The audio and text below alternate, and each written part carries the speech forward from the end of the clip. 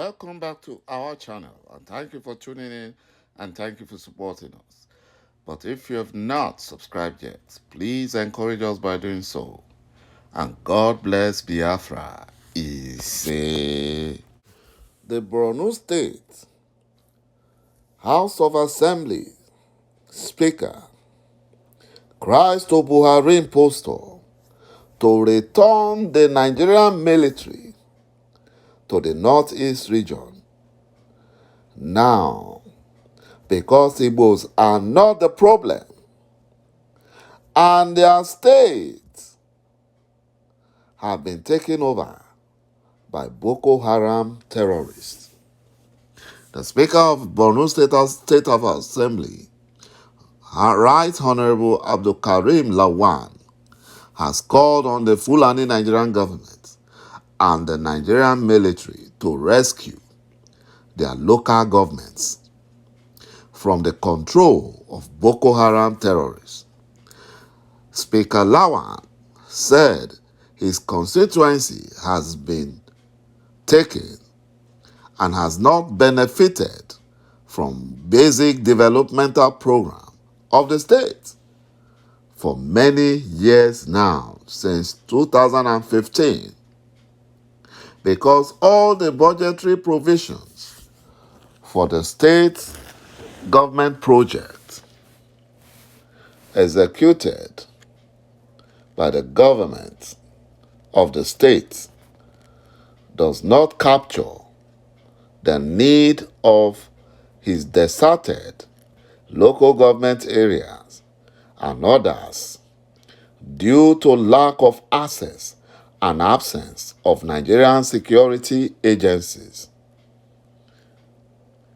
There is no peace in the local governments in the north, according to the speaker, because there is still no civilian or military presence. All the Nigerian military were taken to the southeast region that is peaceful, just because Buhari government wants to overrun Biafra land for the Fulani terrorists. And the speaker said they can no longer keep quiet. They have no home to go back to. They have no villages to go back to. The state government had relocated the internal displaced persons from ŸǩァɁa back to their community, but the place remains a no-go area for public officers or even the local government chairman and his councillors. There hasn't been a single military presence in the entire geographical area of the local governments in the state. This means that the local governments are still under the control of Boko Haram terrorists. The local government headquarters are deserted. No sane human being lives there because the entire place is being controlled by Boko Haram terrorists. Yet, the whole of Biafra land is covered with compromised Nigerian military, police in excess, tormenting and oppressing Biafrans, whereas the northern states, who needs the military, are being deprived by fake Buhari. Nigerian debt profile under Buhari impostor increased by 1 trillion naira in 3 months. As at September 30, 2022, Nigeria's total debt stock rose to 44 trillion as against 42 trillion recorded on June 30, according to the Debt Management Office.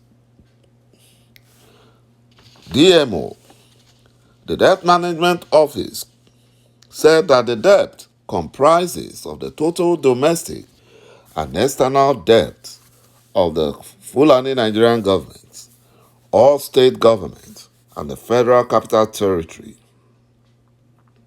According to DMO, the increase in public debt was largely due to new borrowings by fake Buhari's government to finance the deficit in the 2022 Appropriation Act, as well as the new borrowings by state government. Former President Olusegun Obasanjo, under whose leadership Nigeria cleared its external debt, earlier in the year criticized fake Buhari's government for accumulating debt for future generations, describing it as a foolish and criminal act. The fake Buhari-led government between January and March 2022 incurred $2 trillion in public debt, bringing total debt to a record 41 trillion naira. The country, that is Nigeria, is in the first quarter of 2022 alone spent an average of 9.94 billion on debt servicing. According to World Bank survey, the reports of about 197 countries revealed that Nigeria is 195, meaning Nigeria beat only two countries, and that was Yemen and Afghanistan. And the only reason they beat those two countries is because they are war-torn countries. They are war-torn countries. You can see how clueless and incompetent the Fulani Nigerian government is.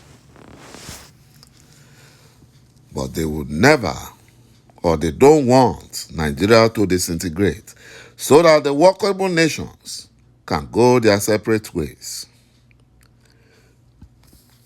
IPOB has challenged the United States-based institute, National Democratic Institute, NDI, and the International Republican Institute, IRI, to provide evidence where it made a statement or ordered disruption of 2023 elections in Nigeria. The Fulani Nigerian government is lobbying international organizations against IPOB, but all their efforts to paint IPOB in a bad light to international community will come to naught.